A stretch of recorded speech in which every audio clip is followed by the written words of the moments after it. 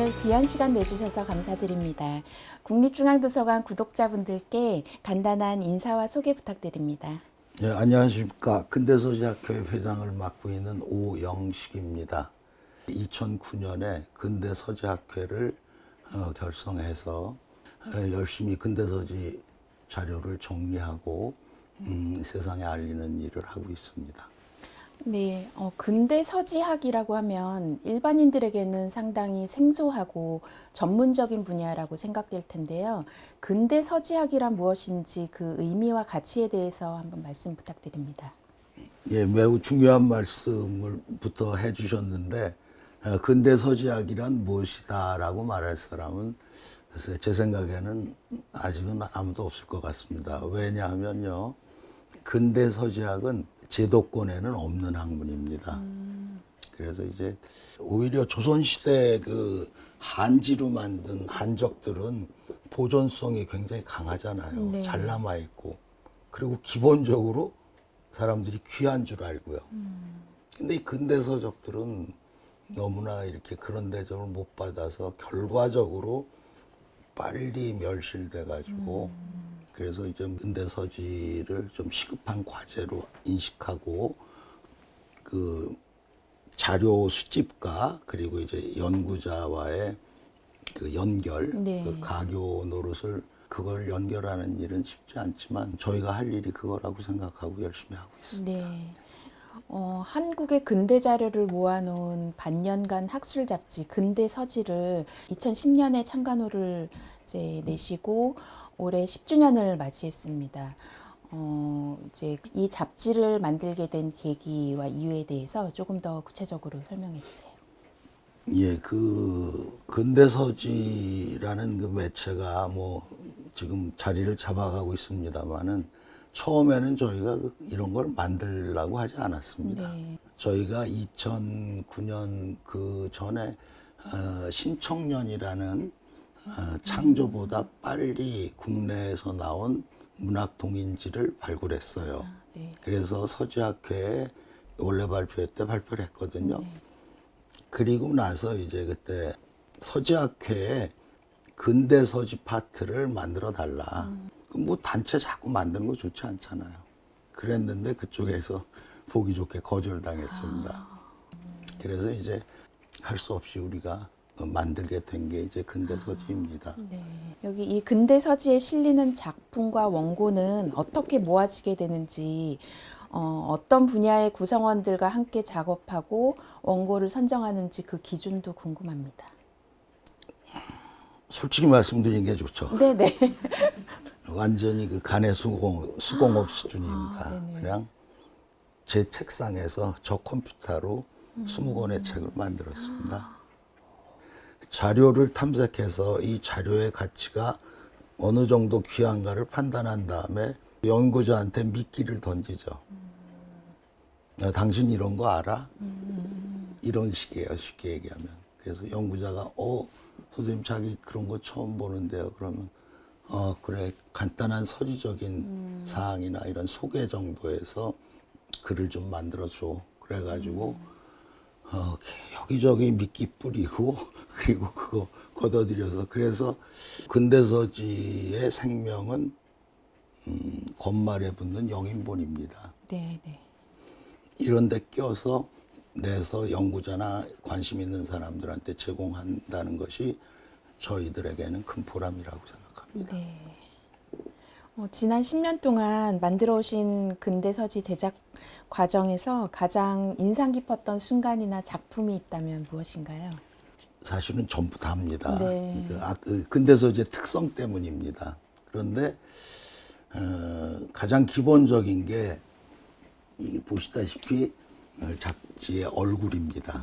표지를 정할 때 창간호인데요. 이게 아담문고에 갔다가 제가 임화라는 그 월북 문학인이 장정을 했던 책이 한 권 있었어요. 그래서 그 얘기를 했더니 임화가 표지 그린 게 또 있다는 거예요.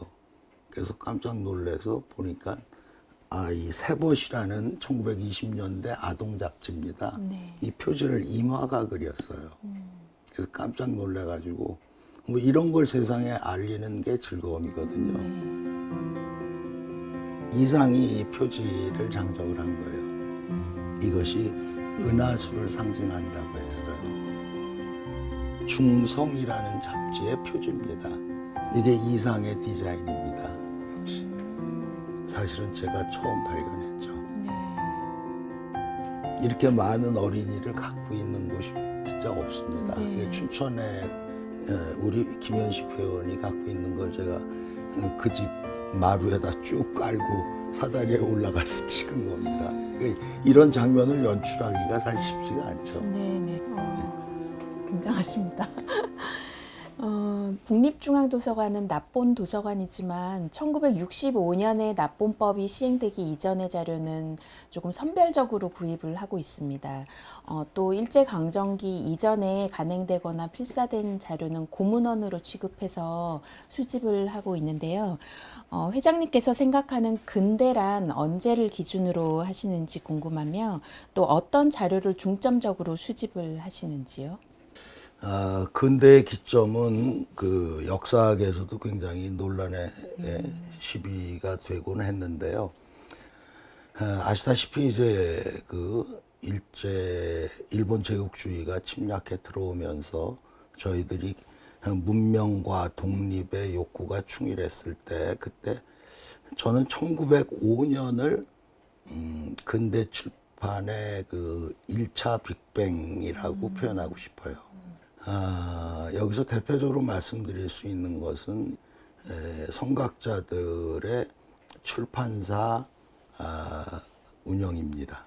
손병희 선생이 또 일본 갔다 와서 보문관이나 이런 천도교 출판사를 했고, 이용익이라는 그 구한말 그 관리이면서 성각자가 보성관을 세웠죠.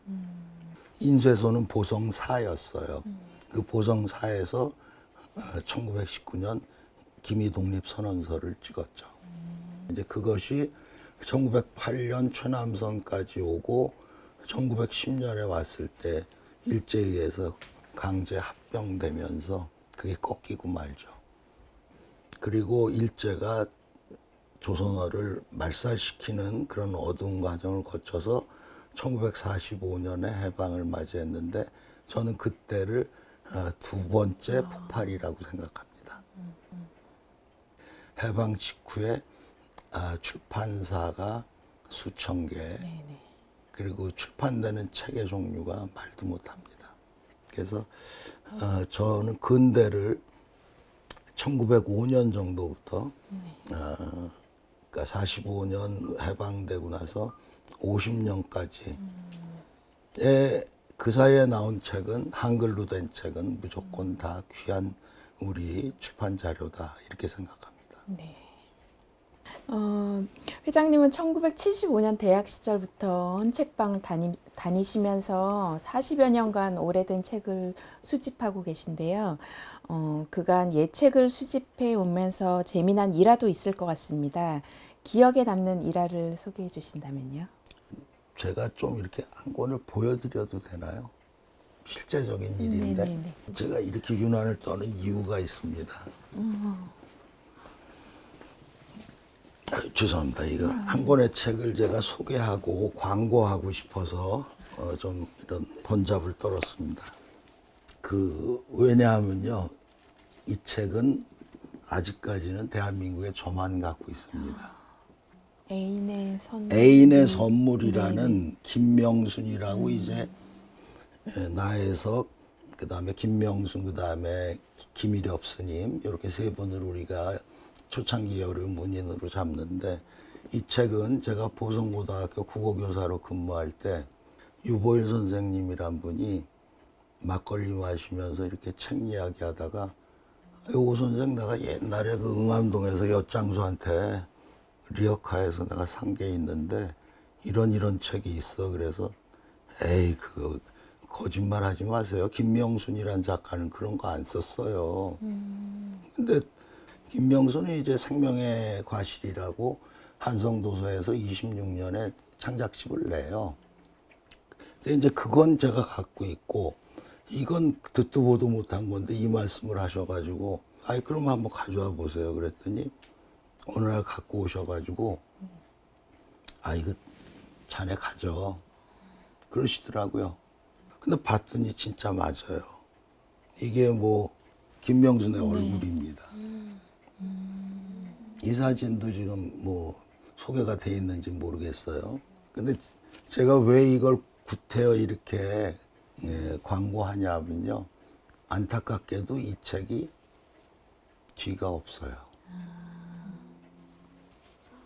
한 두세 장 정도가 낙장되고 가장 중요한 서지 정보가 있는 판권지가 없는 거예요.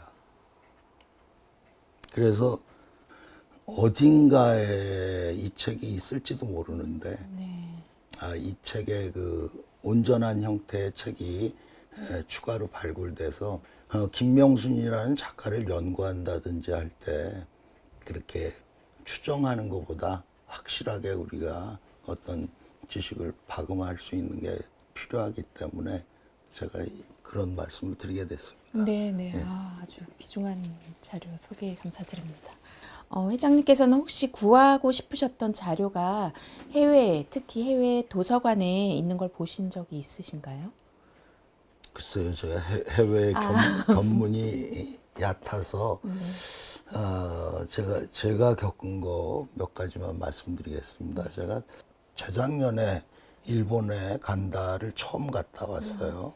뭐 간다에 가서 복각본이나 몇 개 사고 왔습니다. 사실은 지금은 뭐 그렇게 많이 남아있지 않기 때문에.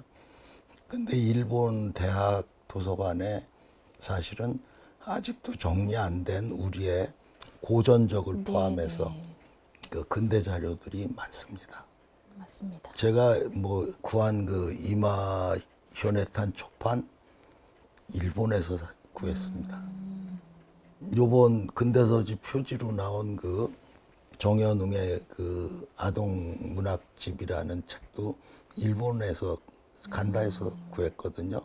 그런 것처럼 아직도 근대 출판 자료들도 일본 시장에 남아있고 그 일본 시장에 남아있는 자료의 특징이 뭡니까? 굉장히 상태 보존이 좋다는 겁니다. 그래서 그쪽에서 구하면은 아주 그 우수한 그런 그 상태의 유물 자료들을 구할 수가 있을 겁니다. 네, 해외에 있는 한국 관련 자료에 발굴 조사하고 수집하는 데 힘쓰겠습니다. 회장님께서 생각하시는 국립중앙도서관에 바라는 점이 있으신가요? 저는 지금 굉장히 그 북한 발행 도서에 대해서 관심을 깊게 가져야 된다고 생각합니다. 네. 이유는 잘 아시다시피 북한이라는 그 정권 단체 자체가 뭐 53년에 대숙청이 일어나고 그리고 이후에 자잘한 숙청이야 이루 말할 수 없었겠죠. 숙청의 대상 속에는 문학인들이 다수 포함되어 있고 숙청된 사람들의 책은 무조건 다 폐기했고 그러니까는 그런 북한 발행 도서는 지금 북한에도 남아있지 않은 거죠. 북한에도 남아있지 않은 북한 책이 동유럽이나 이런 쪽에 남아있는 어떤 그 당시 북한 책들 이런 것들을 아주 국립중앙도서관이 중심이 돼서 공격적으로 자료를 좀 구축해야 되지 않나. 그러니까 북한 쪽의 연구는 아직 출발도 못했을지 모르거든요. 그런 사람들이 북한 자료를 보기 위해서는 어디 가면 된다라는 거는 지금 국가단체 내지는 이렇게 도서관 같은 데서 연구자들을 위해서라도 그렇고 그런 그 북한 문화의 그 집적을 위해서라도 어디 누가 좀 대표적으로 나서줘야 되지 않나 그렇게 생각합니다. 네. 마지막으로 앞으로의 목표나 꿈이 있다면 무엇인가요? 예, 그 수집 생활 이렇게 해오면서 주변으로부터 가장 많이 들은 질문이기도 합니다. 네. 뭐 이런 책이 책을 구하는 즐거움이 있어야지 책방을 가게 되죠. 물론 제가 말씀드린 건 헌책방입니다. 제가 이 책을 샀을 때 밤에 잠이 안 와서 설렜던 마음을 이제 제가 그 즐거움을 다 했고 그 즐거움을 또 다른 사람이 느낀다면 그 또한 즐거운 일이 아닐까요? 네네.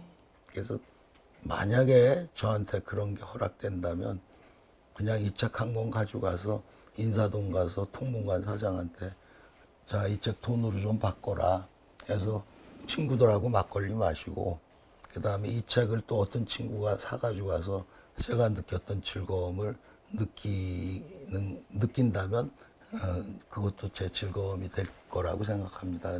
또 하나 제가 하고 싶은 거는 전시에 그런 그 일반인들이 쉽게 볼 수 없는 자료들을 좀 빌려줘서 함께 나누는 그런데 제가 조금이라도 힘이 되면 그게 제 보람이고 즐거움이라고 생각합니다. 네, 귀한 책을 수집하시고 또 지키시고 함께 공유해 주신 오영식 회장님께 다시 한번 감사 인사드립니다.